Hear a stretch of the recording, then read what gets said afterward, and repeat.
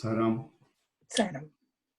on behalf of all of us here, I offer our collective salutations at the divine lotus feet of our beloved Bhagavan. Saram, everyone. Welcome to this fourth day or the fourth episode of our Region 2 Aradhana Week program. Let's begin by expressing our gratitude to our beloved Bhagavan for allowing us to come together and listen to his glory. Today we are blessed to have Mrs. Shamantakamani Bhashyam, who is lovingly known as Mani Auntie. For those of you who may not know, she has a wealth of very rare experiences with Swami since the early 1940s. Our moderator for this evening is Sister Sumana Murali. As you may know, she is our regional education coordinator. Now I will turn this over to Sister Sumana. Thank you all. Sairam. Thank you, Srijit. Om Shri Sairam. Placing our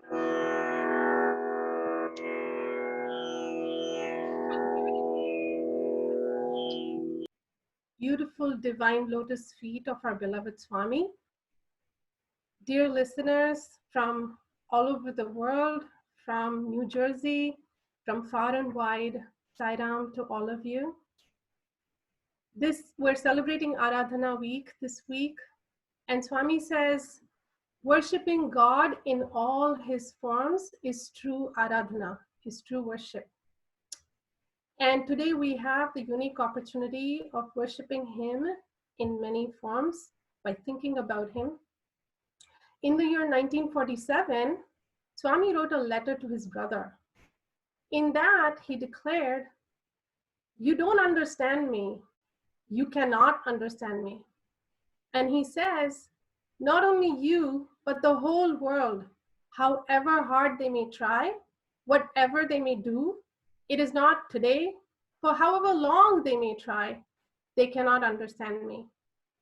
In the same letter, he goes on to say, I have come on a mission to give Ananda to entire mankind.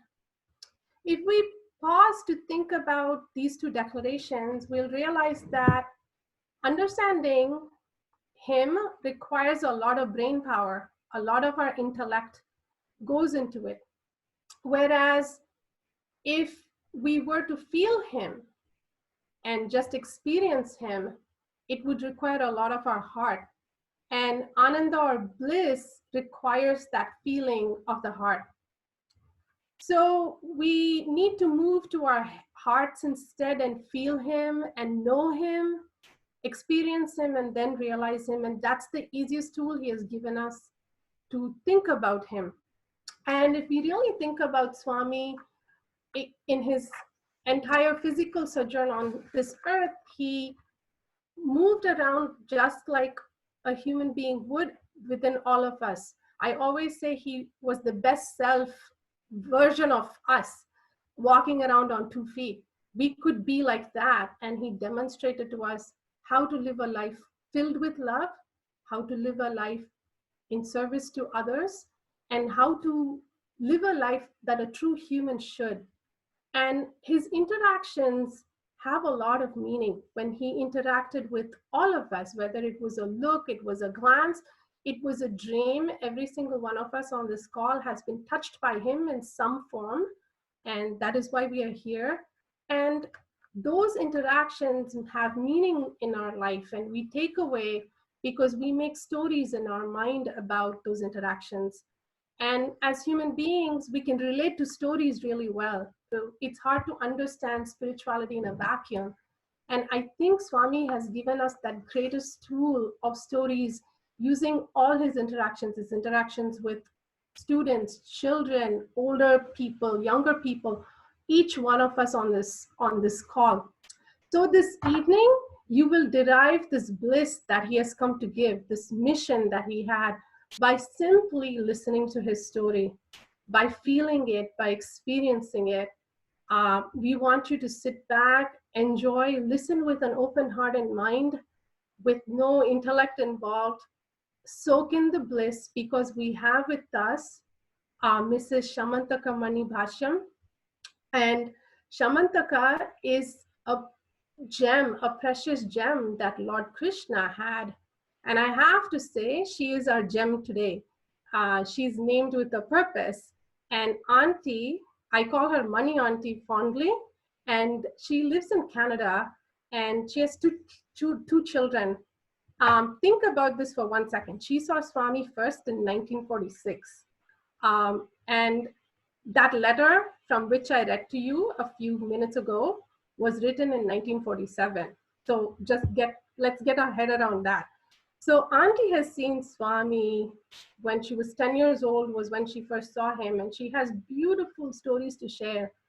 And when I connected with Auntie, the truth about this dawned on my head is that it's such a blessing for all of us to listen to firsthand stories like this from people who have lived and experienced Swami. Many years from now, we will be reading about all these things in books. We will be reading them in another Satcharita, you know. So it's truly an honor and a blessing to speak to Auntie. And if you want a quick way to remember her, she is the auntie through whom Swami wrote the Vibhuti mantra. When we chant Paramam Pavitram in our centers, that originated through this very beautiful, able instrument, and he chose to bring her to us today. So with that, I want to welcome Mani Auntie. Sairam Mani Auntie, would you like to?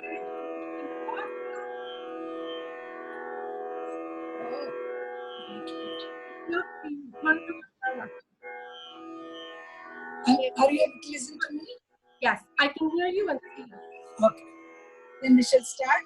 Yes, please.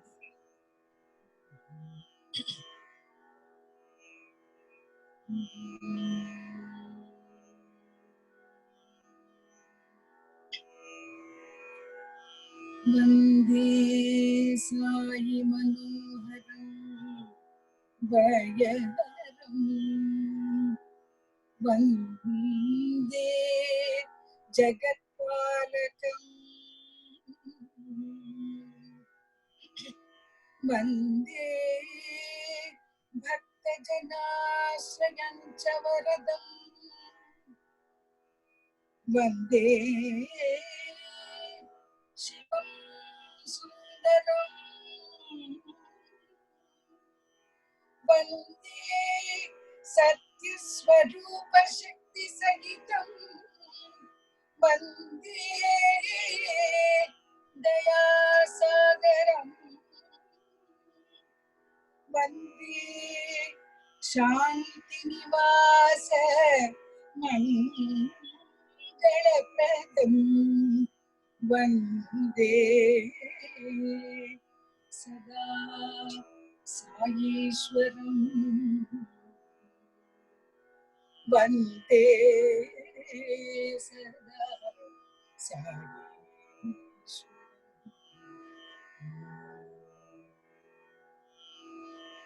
With this prayer, my humble pranams at the lotus feet of our beloved Bhagwan, my Swami, our Swami, my heartfelt gratitude to Swami for having given this opportunity to share my experiences with all of you.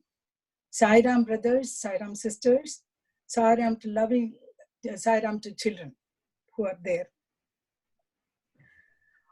Once in one of his discourses, Swami said this: in future, people would be sitting in groups and talking about the Sai stories, Sai Leelas, and Sai Mahimas, and Sai Anubhavams.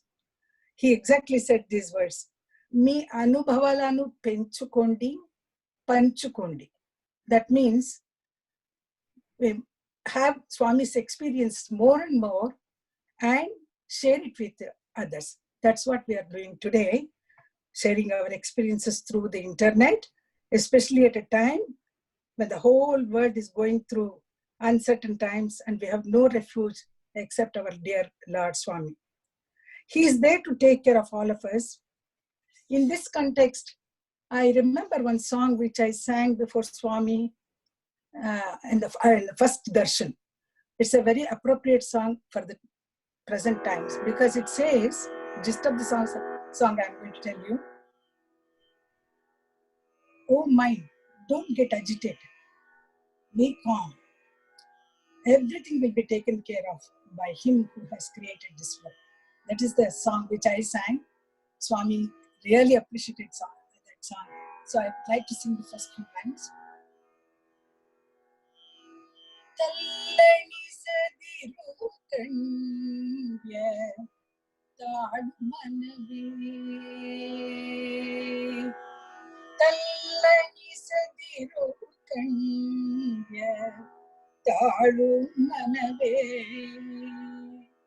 Yellaram salahubana idake samshaya beda.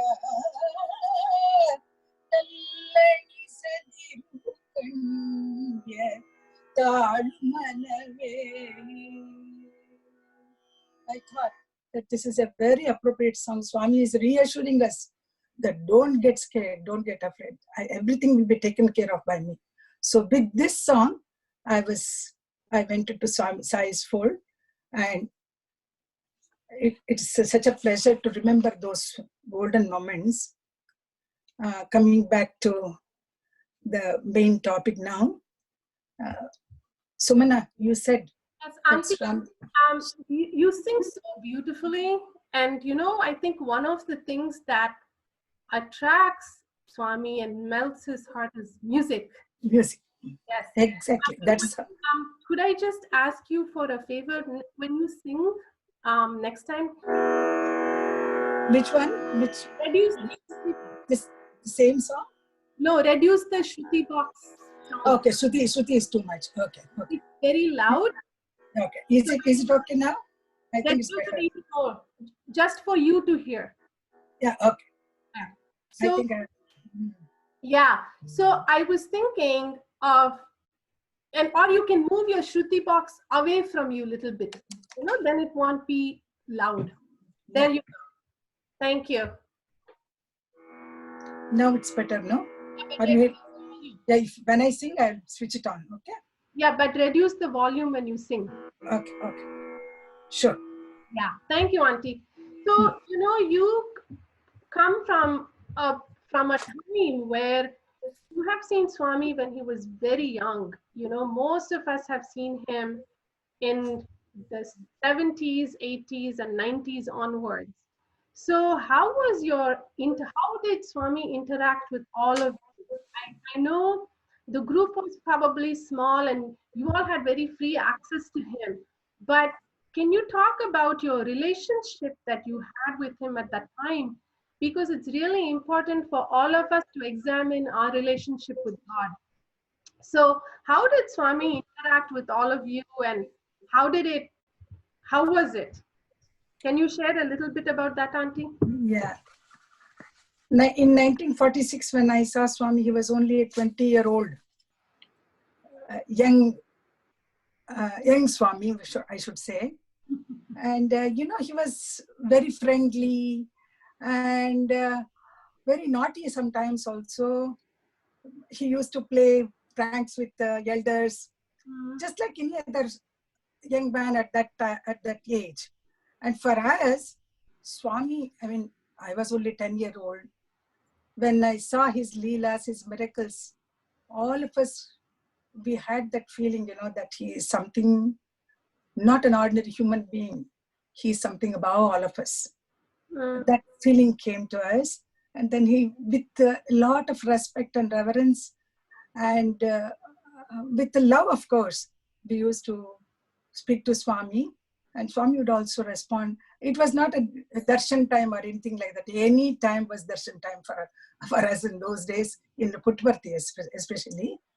So my relationship started with Swami as our Mata, Pita, Guru, Bandhu, Sakha, everything he was for me. Yeah, that's it. And he allowed you all to feel that way. Would you talk to him freely? Oh, yeah. Yes. He actually, I would, as Mata Pita, I would like to narrate one incident. Father.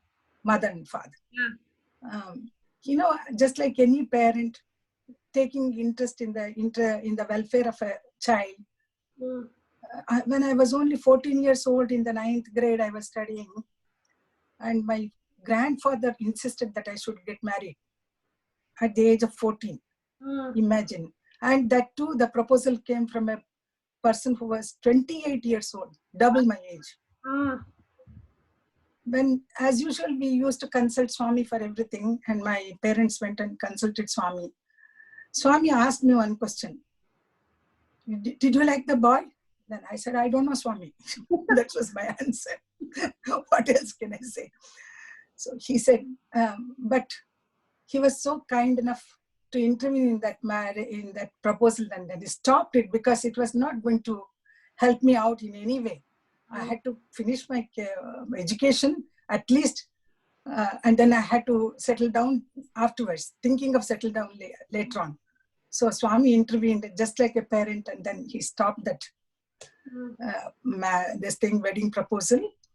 As Guru, he taught me everything, how to sing the Manas. We started with Manasa Bhajare Guru Charanam, and all the songs which he used to sing in those days. And he would sit in the middle of the, in that hall, on a small slab. There was Om was written on that. He would sit there. Right side men used to sit, and left side women used to sit. And we used to sing bhajans, and we learned a lot of bhajans from him, because every day, morning and evening, we had bhajan sessions. So that's how we learned all the bhajans which were sung in those days. Long kirtanams like Sri Ganesha, Shivani Kumara, and Sai Ram, all those songs. Were they all like lead and follow, auntie, or were they all just like solo songs? They were actually kritis, they were long kritis, songs which everybody could not sing. And this is the beauty, that when we are going through a time like this, the best way to remove our fear is to turn our mind Godwards. And the easiest way to do that is through music. And all of you devotees who were there at that time were very involved in music. So could you share with us, I know you were telling me about when you first started Akhanda Bhajan in Bangalore, and how you were all singing kritis, and then Swami asked you all to sing Sai Hare Baba Hare once. Yeah, I will trace that story to you. Yes, auntie, please. I have to go back to 1946 when Okay. the first Akhanda Bhajan took place. It's a long story. Let me start. In Bangalore, we were 8 families coming together to sing bhajans on Thursday. Our parents, our elders used to go to Puttaparthi and participate in the bhajans. And they were missing those bhajans. So they started saying that we should have bhajans on Thursdays. By rotation, we used to go to everybody's place on Thursdays, and we had bhajans. This is how it started. Afterwards, what happened was, we almost completed 1 year. One of our aunties, her name was Jayadevi. She was the person to whom Swami inspired. I think he put that idea of Akhanda Bhajan. Imagine that noble soul, which really was the first person to think of a bhajan for 24 hours. Origin of Akhanda Bhajan is there. So she suggested that we should celebrate an annual function. And then, of course, our Tata Sheshagiri Rao, he was the head of all our families. So his daughter, Srimati Sundaramma Auntie, both of them wanted to seek permission from Swami to celebrate this Akhanda Bhajan. So they went to Parthi, and just to seek his permission. Swami said, no, I am there with you. I want to come. And then he was so thrilled at the idea of this Akhanda Bhajan, 24 hours non-stop bhajan. So he said, I am coming to Bangalore to inaugurate this Akhanda Bhajan. So Sundarama Auntie said, Swami, if you come, hundreds of people will come behind you. we can't manage this crowd, Swami, because it was ration times, and with meager income and with meager resources, it was difficult to feed all these people. So she thought like that. But Swami said, why are you worrying? I'm here to take care of everything. So he came, and then we had the Takanda Bhajan far away from Bangalore city's limits. It was called Arsoji Rao Chowdhury. Swami, the florist from Bangalore market, they came. They were also Swami's devotees. They came and decorated the whole place.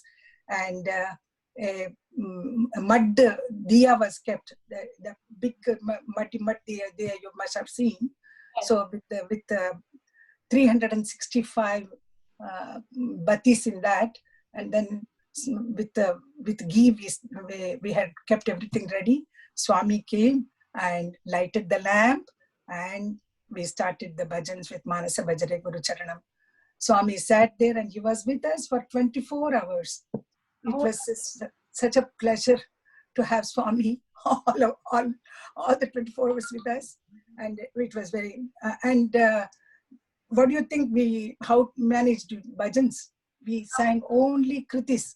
Only kritis were sung at that time. And that kritis were all long songs. People did not know how to participate in these songs. Anyway, we finished it. And the following day we had to feed all those people who were there. Then our elders, Savitramma and my mother and Sundarama auntie, everybody went to Swami. Swami, we have cooked only this much food. How can we serve so many people? Swami said, don't worry, I'll come. And then put his hands on the vessels. And then Akshayam, Akshayam, Akshayam. And you won't believe. All people were fed. All went very happily, very satisfied. And in fact, some food was left over for that matter. So when he is there, nothing will, we won't feel any shortage of anything. That's what we learned. You know, what is beautiful in what you said is your relationship with Swami, how you all conversed with him. You all owned him. I didn't see any distance between, when Sundarama auntie said, Swami, don't come. If you come, many people will come. That relationship is beautiful because when you own God, there is no... Exactly. We were young, but our elders were so, so free with Swami. Yes. Everything. Swami, ikkadra. Swami, ikkad kucho. See, that's how they used to order him. And he enjoys that too. We never realized that. He enjoys that. And, Swami says he's like a mirror. His reaction to us is the way we treat him. So, Auntie, talk to us about Namavali bhajans and how important, because they're so important today. It's so easy for us to sing. All of us are not well versed in music like you, right, Auntie? But Namavali bhajans, Namaswarna, how all these bhajans we sing today in our centers, in our homes, they all originated at that time.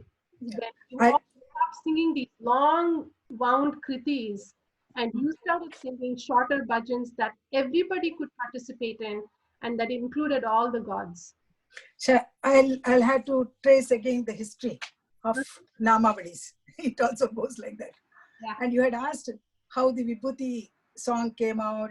So that has got its background there. Yeah. So in 1946, the first Akhand Bhajan was celebrated with lots of songs. The following year, Swami could not come due to some unknown reasons. And then the third Akhand Bhajan Swami came. Swami said before the bhajan, see, if the songs are so long, how can everybody participate in it? I think you better take up one Nama, Sai Hare, Baba Hare, and sing for in all the ragas. See, that was a challenge to us, real challenge. For 24 hours, how can you expect us to sing Baba Hare, Sai Hare, Baba Hare? Only these two lines. Yeah. So imagine, what happened was, my auntie Sundarama auntie, and then my mother, and then Sundarama's sister Sharadamma, all these elders were good musicians. So, and though we were young, I was learning music, so I also participated in the group rehearsals. And we came up with so many ragas. Some Sai Hares were tuned according to folk tunes, some were cinema tunes, some were classical songs like ragas, big like Kalyani, Hamsadwani, Mohanam, all those ragas, we started those bhajans. So I will sing one, how we used to sing those bhajans. Sai Hare, Sai Hare, Sai Hare, Satya Sai Hare, Sai Hare, Sai Hare, Sai Hare, Satya Sai Hare, Baba Hare, Baba Hare, Baba Hare, Sai Baba Hare, Sai Hare, Sai Hare. Yeah. This is a Carnatic classical based on this raga. And then some cinema tune. Sai Hare, Sai Hare, Sai Hare, Sai Baba Hare, Baba Hare, Baba Hare, Sai Sai Hare, Sai Hare, Sai Hare, Sai Baba Hare, Baba Hare, Baba Hare, Sai. That is cinema tune. So you all sang this 24 hours like this? Different ragas. Hamsadwani raga. Sai Hare, Satya Sai Hare, Hare.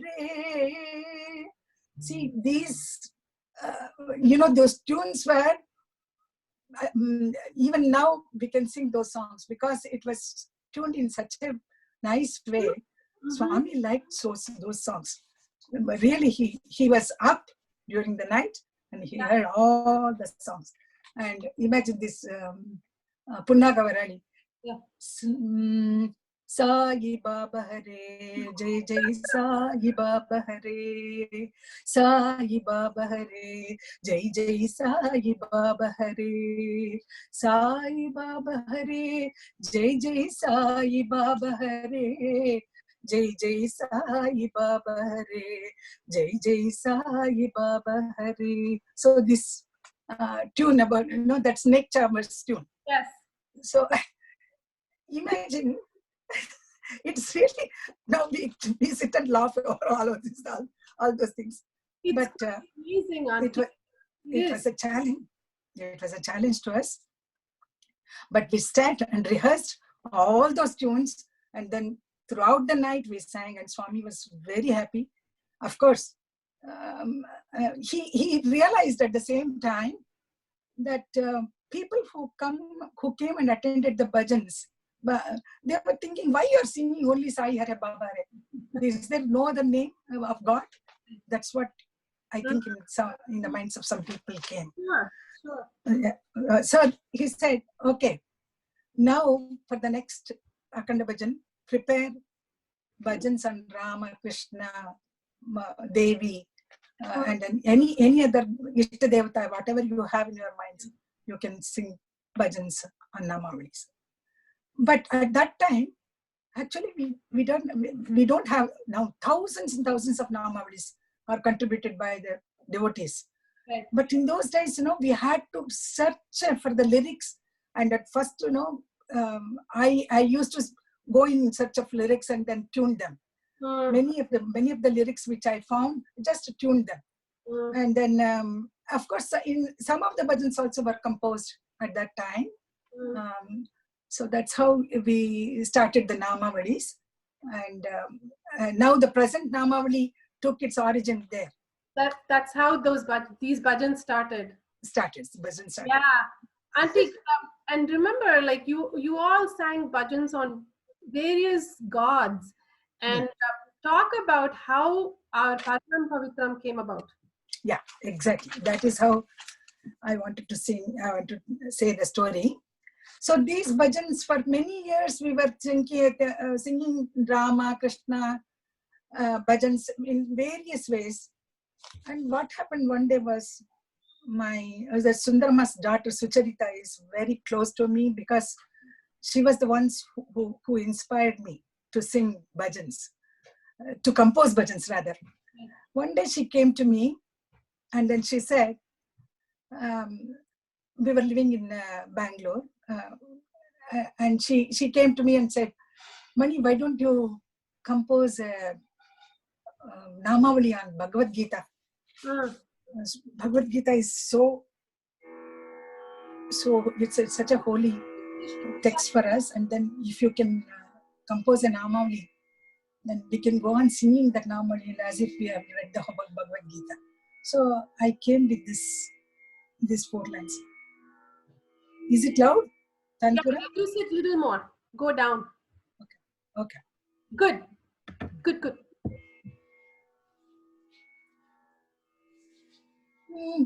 Gita Sarame Bhagavan Sai Namamo. Gita Sarame Bhagavan Sai Namamo. Gita Tattvame Sai Bodha Marmamo. Gita Tattvame Sai Bodha Marmamo. Gita Paname Maduram Parama Pavanam. Gita Dhyaname Sakala Janma Sarthakam. Gita Sarame Bhagavan Sai Namamo. These 4 lines came to me, and then we rehearsed with our group. So after learning all the new bhajans and this Bhagavad Gita bhajan also, her mind was working so much on these Namavalis.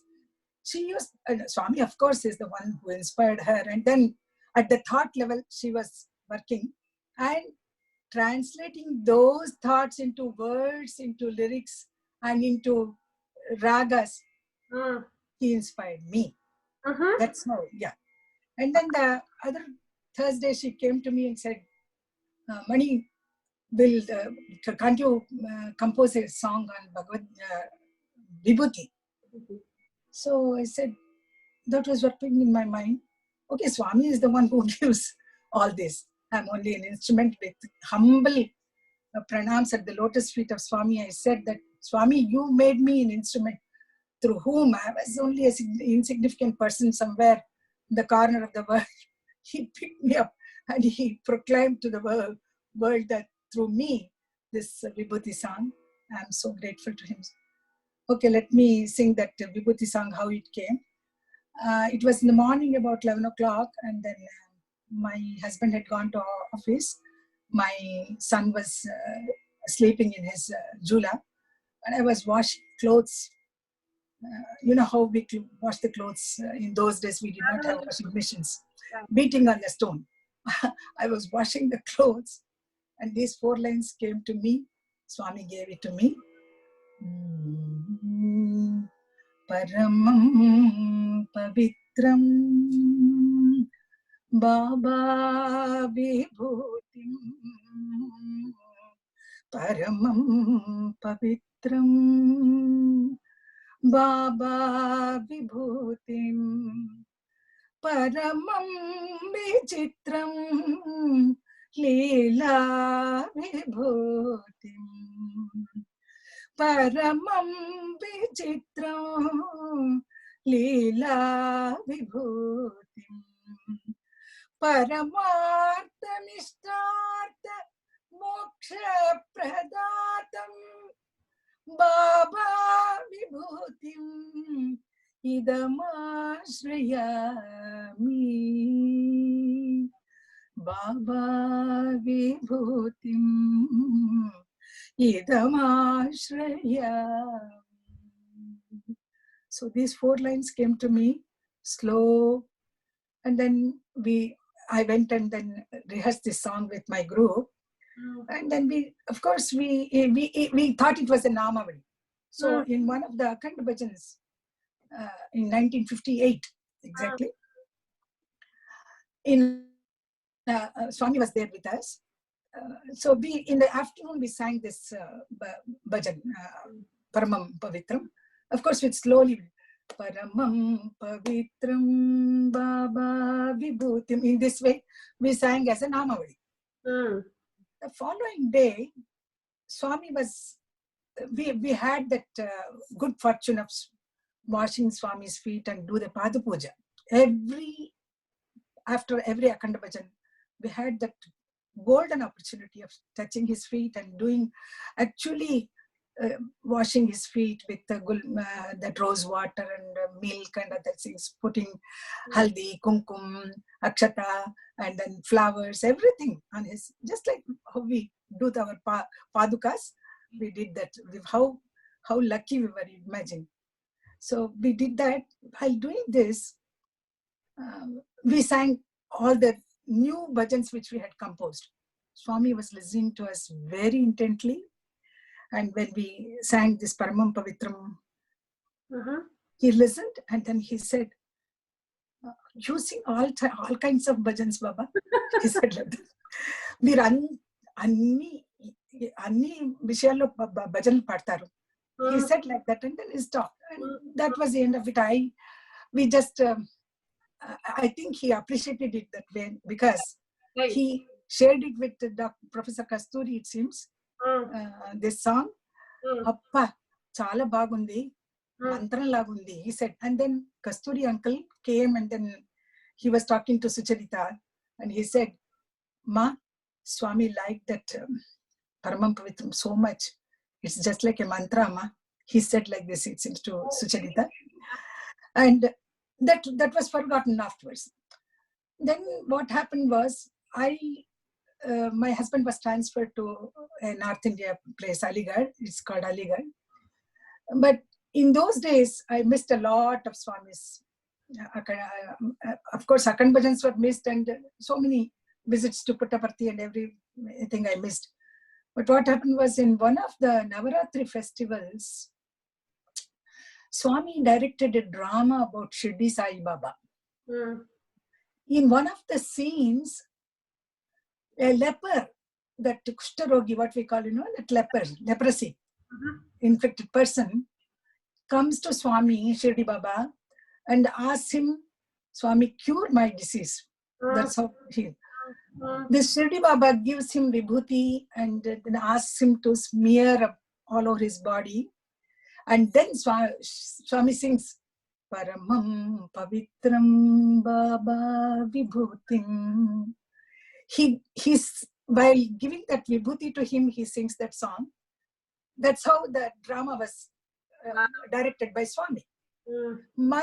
My guru, other Sucharita and others, my sisters, my cousins, everybody were sitting in the audience, and then they were so thrilled, and then they wrote, I was away, so they wrote to me saying that Mani, Swami has accepted this bhajan so well, and he used it in such an appropriate way. That it cures even the leprosy, a disease like leprosy. That's what he was trying to tell us. So that's how it was all known. Right. But till 1965, we had no Sai organizations like what we have now. Right. Everybody used to have their bhajans, and then we used to, wherever they were invited, people used to go there. But the crowds were becoming too much to manage. So there must be some kind of organized and disciplined way how we conduct ourselves. So Swami, so people thought that in 1965, let us form Satya Sai organization. That's how it started. And Swami gave the format of bhajan singing. He gave 3 Oms should be first sung, first recited, and then a Ganesh bhajan, then a Guru, and then a Devi bhajan, and later on carry on with any other bhajan you want to sing. That's how it came, it seems. And then at the end of the bhajan, sing this Vibhuti song. That's how it was included in the bhajan format. And for a long time, I did not know that this was sung at the end of the bhajans in America, in all over Western places. One of my friends came. She came from US, and then she told me, Mani, we sing at the end of the bhajans this Paramam Pavitram. And I was surprised. We were not knowing it. Then I think every bhajan samiti was given this information that they had to go to follow. Yeah, that's how it came. You know, Auntie, when you were narrating these stories about right from Sai Hare, Baba Hare, and even how this Vibhuti mantra came, what struck me is the readiness all of you have in you. Swami often says, always be ready for me. You know, he has said that multiple times. And I feel that you were all ready all the time. If he gave you a challenge of sing Sai Hare Baba Hare, that's the message I'm taking of it. You all took it upon yourselves to actually sing that for 24 hours, like without blinking an eyelid. You did so many tunes and you kept him engaged and he watched you, but it was such a beautiful way for him to move on to say, you know, when everybody comes, Sai Hare, Baba Hare, be boring, sing other songs. There are so many things to learn from it. You were all very resilient. And I think the same readiness is what allowed you to be the instrument for Vibhuti Mantra. When I think of you as a lady, you were doing your house chores. You were not meditating. You're not doing... No. You were washing clothes, and you were washing clothes the hard way, not with a washing machine. You know, you were beating it on a rock and washing it. And he inspired you with this Vibhuti Mantram at such a time. And that tells me, I can only imagine that your frame of mind would have been Godward at that time, even though you were doing regular housework. The most important task came through you. And I think it's, for all of us, it's really important to know, Auntie, because we get so carried away in our daily work. But like Swami says, if we keep our heads plugged in divinity, even when we do our daily chores, magic can happen. So can you sing a couple, like that bhajan that Swami corrected, Auntie? Shamantakamani? Yeah, I can sing it. Yes. Before that, I just want to tell you, you see, what Bhagavad Gita says is divinize your actions. Divinize, not doing the work. Whatever work you do, you just Krishnarpanam. Do that. That itself reaches me. That's what he says. So we were all in that frame of mind, you know, whatever, a good bhajan, a good fruit, a good flower. When we saw those things, we just felt that, oh, it's good for Swami. We had to offer such good, best things to Swami. So that was in our mind. So even the bhajans which we composed, we had to think twice, thrice. Will it be good, pleasant to Swami? Will he able to appreciate it? That was what working in our minds. So anyway, he always chooses the instrument. That is very certain.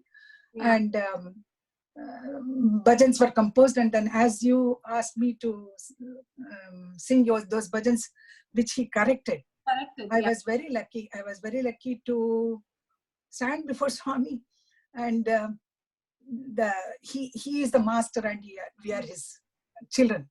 So he corrected some of my lyrics which he thought was difficult. So he made it very easy. So I will tell you those bhajans. Actually, the correction of bhajans started even when I was very young. You know, at the age of 10, I went to Parthi. The first song which I sang, I was sitting beside Swami and then said, Kanulela Babanu Chodani, Kanulela Babanu Chodani, Kanulela Kanulela కంటి చూపులేలరా కనులేలరా కంటి చూపులేలరా శ్రీ శిరడీశుని పాదము చూడని శ్రీపతిశుని పాదము చూడని కనులేలరా బాబను చూడని. The meaning of this song is, why you have these eyes? They are meant to see only Bhagavan. They are meant to see only the pada of Bhagavan. So what I did was, Kannu lelara, kanti minnu lelara, I said. Kanti minnu means the eyelids. So it has no meaning in that context. So Swami was sitting just behind me and said, Kannu lelara, kanti chupu lelara chappu. He said like that. That was the first correction. Later on, in Akhanda Bhajans, when we were happily singing all the lyrics, so Shamala Komala Krishna Murare, Shamala Komala Krishna Murare, we were singing. Swami sent word through Sundaram aunty saying that Shamala Kadu Shamala Chapavala, Shamala and Komala. He corrected that Akhanda Bhajan. So that was one correction which he did. And later on, while after the Akhanda Bhajan, I told you how we used to meet and then do the Paja Puja. And the 25th anniversary of Akhanda Bhajan, which took place in Lal Bagh, we all went to Dr. Padmanabhan's place. That's where Swami stayed there. So we went, and then, he was sitting in his chair and asked us to sing all those songs which he heard in the previous evening. Every song he heard. And then he said, actually on that day what happened in the evening was, too many people came. The hall could not hold all the people. So Swami went out and sat on the bonnet of a car and then gave darshan to everybody. What a beautiful sight it must have been. I was inside. My friend Sucharita was outside, and she said, Swami is singing to this bhajan. Why don't you sing? Go on singing that. Swami is enjoying. So that bhajan was like this. Just Radha Vallabha, Radha Pyare, Radha Vallabha, Radha Pyare, Bhakta Janon ki रंग दुलारे, भक्त जनों के नंद दुलारे, केशव माधव कृष्ण मुरारे, केशव माधव कृष्ण मुरारे, केशव माधव कृष्ण मुरारे, अधम उद्धारण नाम तुम्हारे, राधा वल्लभ राधा प्यारे. When we were singing this song, Keshava Madhava Krishna Murare, various stages of that raga we took, and then we were singing. Swami was singing, it seems. And then the following day when we met at Dr. Padmanabhan's place, Apati Chappandama, you sing that song? Swami were singing all the songs. He said, no, not this one, not this one, not this one. Then we came to Radha Vallabha. This one.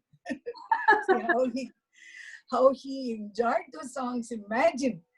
And then in the same occasion, that Kshirabdishayana we sang. Kshirabdishayana Narayana Sri Lakshmi Ramana Narayana Narayana Hari Narayana Nata Jana Paripala Narayana Vaikuntavasa Narayana, Vaidehi Ramana, Narayana, Narayana, Hari Narayana, Narahari Rupa, Narayana.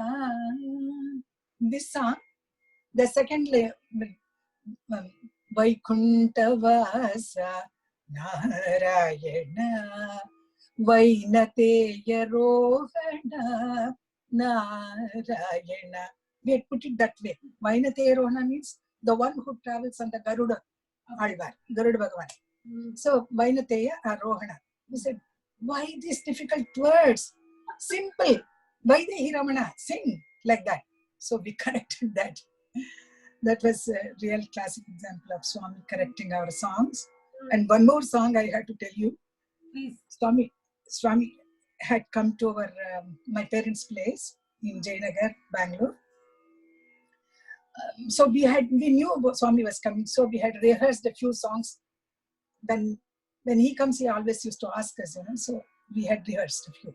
And among them, the Annamaya Kriti, Brahma Kadigina Padamu. You must have heard, many of you have heard that song. MS Amma has sung it. So we thought, that's a good song. While doing the Pada Puja, we'll sing this. And what fortune to Bhashyam Swami. Sorry.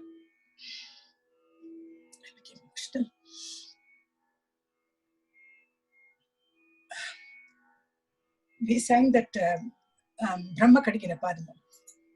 In that second stanza, Kamini Papamu Kadigina Padamu Pamutala Nidina Padamu Premapu Sri Sati Pisiketi Padamu Pavidi Turagapu Padamu Brahma Kadigina Padamu Brahma Mutane Padamu Brahma Kadigina Padamu. While singing the second stanza, the third line, Premapu Sri Sati Pisikati Padamu. There is no Sri Sati or anybody for Swami. So let us sing like this. Premato Bhaktulu Polichina Padamu. We sang. Swami was listening. He said, why are you changing it? Say, Premapu Sri Sati Pisikati Padamu. Then we sang that. With our limited intelligence, we thought that Swami, for Swami there is nobody. But Swami, he's all in all. He is the same Vishnu, he is the same Lakshmi. So we didn't realize at that time. And he was trying to tell us that he is Sarvantaryami and he is Sarva Avatara Purusha. That's what he was trying to tell us. Yes, Sona? No, Auntie, can also sing Kasturi Ranga, Kaveri Ranga? Yeah, sure.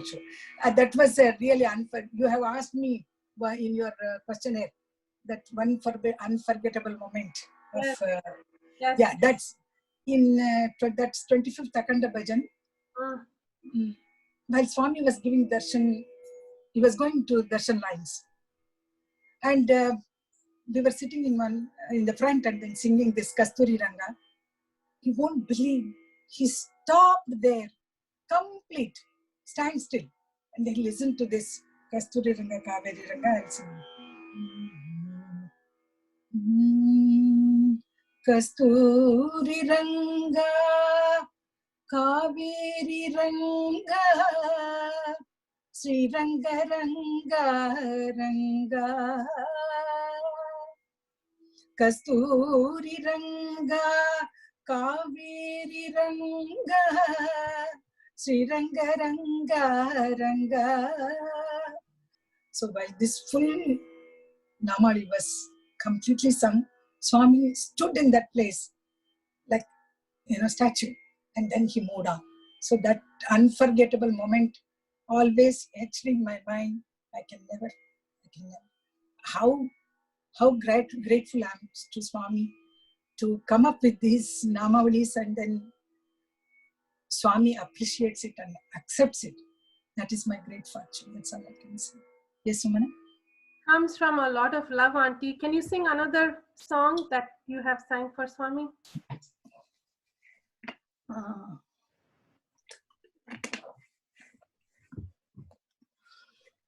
Which one I should sing?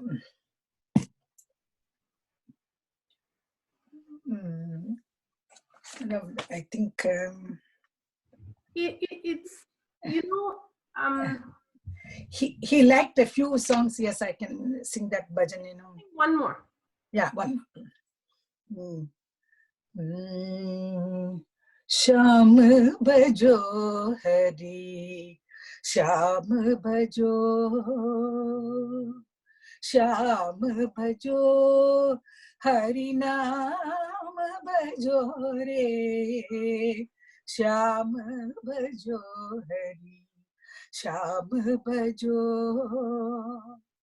Murali Sham bhajo, Nanda ke lal bhajo, Murali Sham bhajo, Nanda ke lal bhajo, Giridhar lal bhajo, Meera ke Sham bhajo, Meera ke Sham bhajo, Giridhar lal bhajo, Sham bhajo hari, Sham bhajo, Sham bhajo, Hari naam bhajo re, Sham bhajo hari, Sham bhajo. This bhajan, we sang it in Prashanti Nilayam Hall. Swami was seated in his Simhasanam and he listened to it, full song. I hope he just took it as a small token gift to Swami. I hope so. He's listening, Auntie. And He's listening. in the context of songs, there is something that has come in, and I think this would be a good answer for all of us. The question is in Vibhuti Mantra in the end, do we say Moksha Pradhanam? Yeah, exactly. This was the question which when I recently went to Parthi last December, I met Veda Narayan, you know, who is the Veda teacher there, and he is a very well-known scholar. And he asked me the same thing. Amma, is it Pradatam or Pradhanam? Though Pradhanam has meaning, but actually the first time when it came to me, he asked me like that, whatever came to you, you tell me. Yeah, so the first time the lyrics came as Pradatam only. Pradatam. So, Pradatam. Everybody is confused because you know what happened? Yeah. Afterwards in the Vibhuti packets, right, it was written as Pradhanam. So people took it as Pradhanam. Actually, the first original word which came to me was Pradatam. And the meaning for Pradatam is? Yeah, I would like to give you a small Vibhuti mantra. Those who are not very familiar with the meaning of the Vibhuti mantra, can I just say that? Auntie, please. Okay. So this is the literal meaning of Vibhuti is very simple. It is Paramam Pavitram Vibhuti, which is materialized by Swami, is very sacred and divine. And Paramam Vichitram Leela Vibhutim. Vibhuti's divine glory is unique and supreme. Paramartha Moksha, Paramartham Ishtartha Moksha Pradhatam. It is the bestower of liberation and whatever all one can desire for. Okay. So this, and Baba Vibhutim Idam Ashrayami. I take refuge in this Vibhuti of Baba. So this was the general meaning given, but it has a very great significance. I think for the benefit of children, especially those who are not very familiar with Sanskrit words, I would like to tell them the meaning. Maybe elders may be knowing. The word Vibhuti conveys more than one meaning. It means ash. It's just simply as the final residue of an object when it is burnt. When it's consumed by fire, it becomes ash. Ash cannot be molded to any other form. It is the final stage. So it is formless and it is non-entity. So therefore, Swami is trying to tell us the true meaning of Vibhuti is that our spiritual journey, when we reach a stage where no desires are left, what remains is only the self, the Atma. That Atma will merge with the Paramatma, the ultimate reality. And Swami always preferred to give, you have seen how many tons and tons of Vibhuti must have created, materialized, and give it to people. Yeah. So what was the Swami's message? We should all know that. Just like that, we just Vibhuti, put it on our forehead and then go away. But it has some meaning. When Swami materializes Vibhuti, he conveys a message to us. He reminds us that the end result of all that we perceive, what we see, they are impermanent. They are transient in nature. He wants us to know that life is also impermanent, and past is gone, future is not yet known. So we live in the present and this moment, and we have to act and do our duty. And in connection with this Vibhuti, I would like to say, in chapter 10 and 11, 10 especially, in Bhagavad Gita, Swami's, it's called Vibhuti Yoga. Here, Vibhuti means the glory, divine glory of Bhagavan. That divine glory, he says, and in many forms, whatever forms we see in this manifested world, it reminds us the divine glory of Bhagavan. That's his Vibhuti. Vibhuti is his grace. So remember all these things when we apply Vibhuti on our forehead. And Swami gives us Vibhuti as prasad. He wants to reminds us every time that you are that divine soul, you are the divine Atma, you are indestructible, you are immortal. And remember that only this physical frame in which we all have come, that will go away. But you are that Divya Atma Swarupa. So that's why he always used to say Divya Atma Swarupa Lara. So that is the message which he wants to convey to us. And lastly, the curative property of Vibhuti. Recently we had, I think I read that one of the doctors was so much agitated when a small child was almost in his deathbed. He didn't know how to treat that child. And then he applied Vibhuti, it seems, on the child. And wonder of wonders, that child revived. So, and many of us, we take Vibhuti whenever we feel insecure, whenever we feel we are afraid. We go to Swami and then apply that Vibhuti on us, saying that, Swami, give me strength. So that's how we have been taking Vibhuti as a prasadam. All of you know, I'm sure all of you must be taking refuge in Vibhuti. Don't you, Sumana? Yes, Auntie. There is no other medicine. No, it's Aushadam. It's Divya Aushadam Swami has given us. And that the supreme reality, what he was trying to tell us is go and merge with that Paramatma. That's what he was trying to tell us. So this, I think this information about Vibhuti will benefit those children who are new to this organization, as well as those their Balvikas children also. They must be also reciting, I'm sure. Yes, Auntie. Yeah, and now hereafter they will recite it with meaning, with the understanding of those words. I hope so. Okay. Yes, Auntie. And while you're talking about children, you have such beautiful stories to share. A lot of our children now have never seen Swami. Yeah. A lot of our young adults have not seen Swami. How can they relate? What is your advice to them on how they can form a connection with Swami? Yeah, this physical form is now not there. But just like how they imagine Rama, Krishna, Shiva in those avatars, they are worshipping Swami like that. But those who have seen, really, some of us, we are still alive and we are here to tell the stories about Swami, what we have seen personally. You know, that unwavering faith in Swami, each individual must have. And the experience of experiencing Swami is not a joke.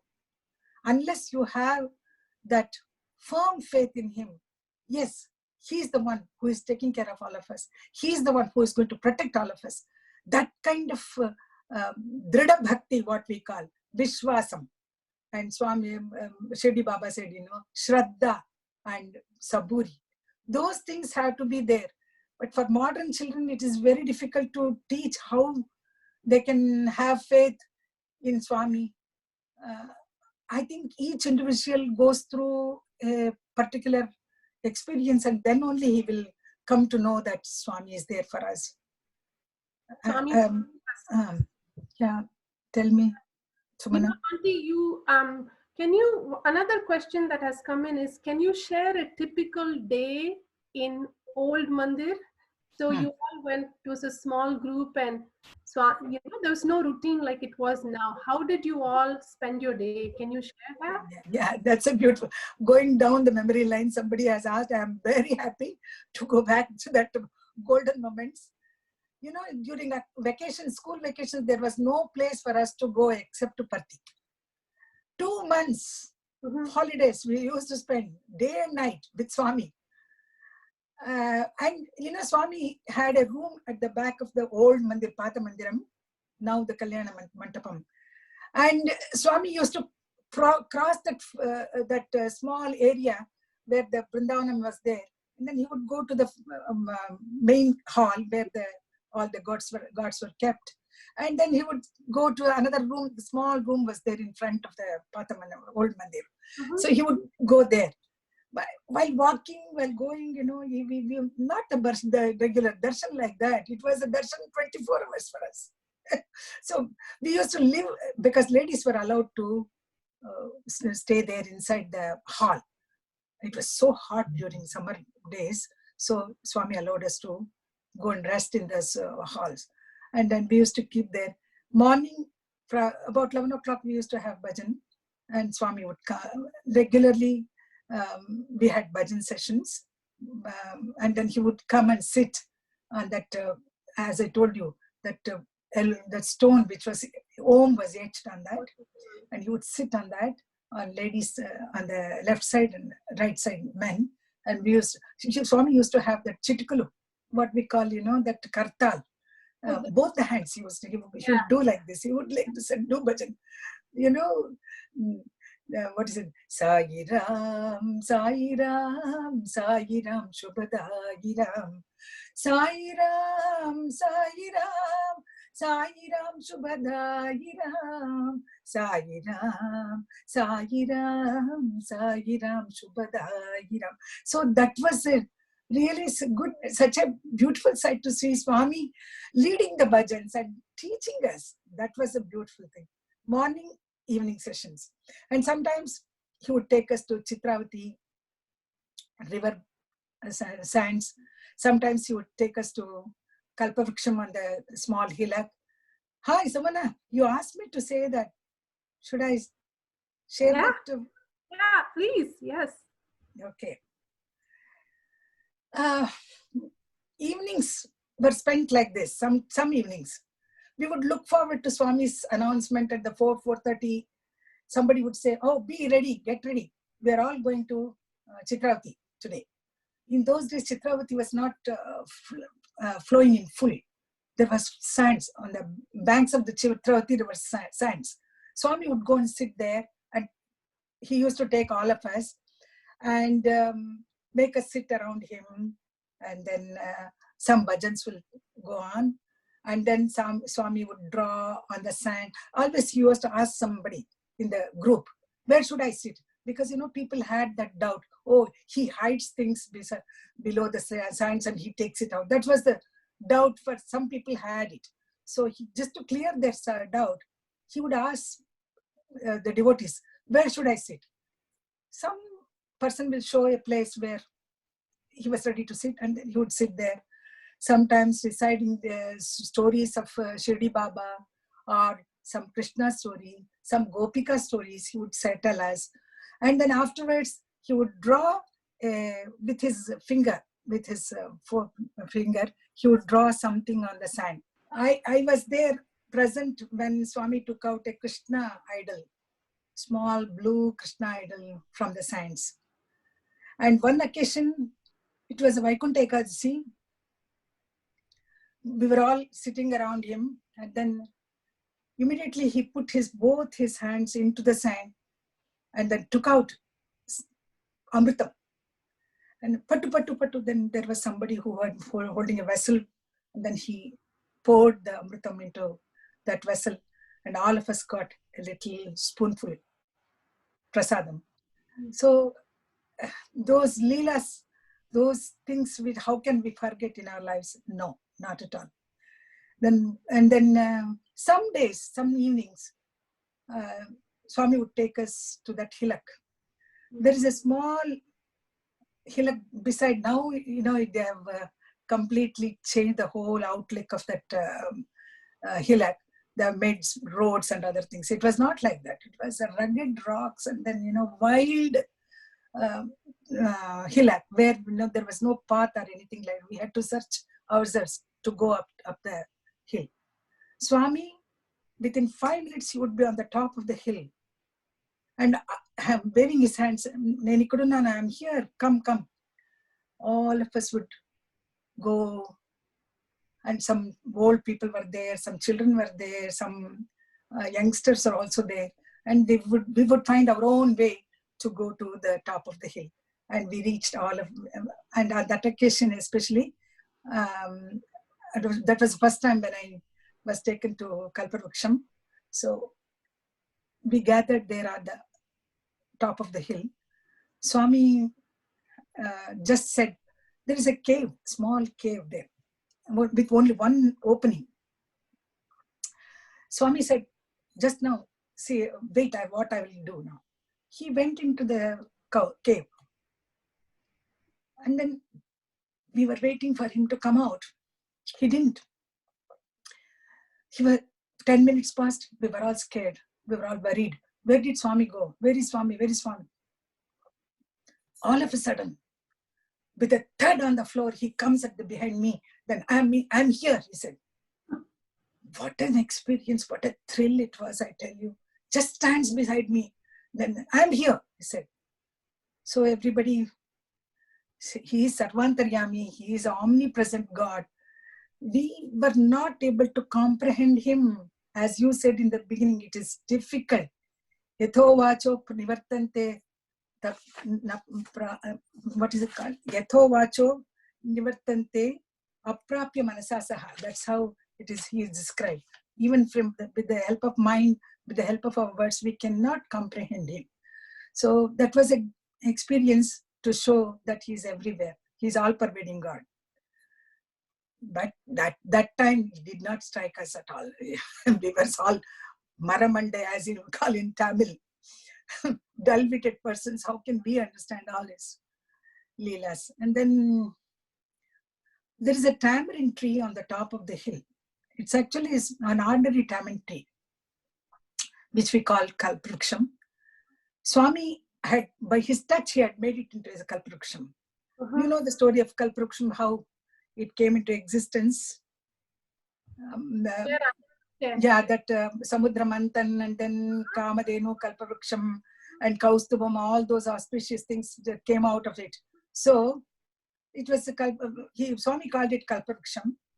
And then he asked the devotees who were gathered there, what do you want from this Kalparvaksham? Some said, Swami, we want Mysore Pak. Swami, we want Laddu. Look at the petty things which we always ask God. He is there to give us the liberation, mukti, liberation from the cycle of birth and death. He is ready to give, but we go into the Kalparvaksham and ask for coffee powder. That's what he said. Kalparvaksham daggara vachi coffee powder eduktar meer. You want coffee powder. So that's how. So anyway, Swami just plucked four fruits from the tree, and then he bundled it in a handkerchief, and then he was having that handkerchief, and then he was searching there, to whom should he give? I was sitting in the front row. I was so lucky. He came and just dropped that bundle on my lap. Bring it to that mandir tomorrow. Everybody will get a piece of it as prasadam. So I carefully took it.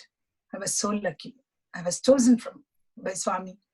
I took that bundle and went and then gave it to Cheshkirao Tata. So he cut it, and then following day he gave it as prasad to all of us. So that is. Oh yeah, Sumana, tell me. Auntie, we can listen to you for days together. Now time is up.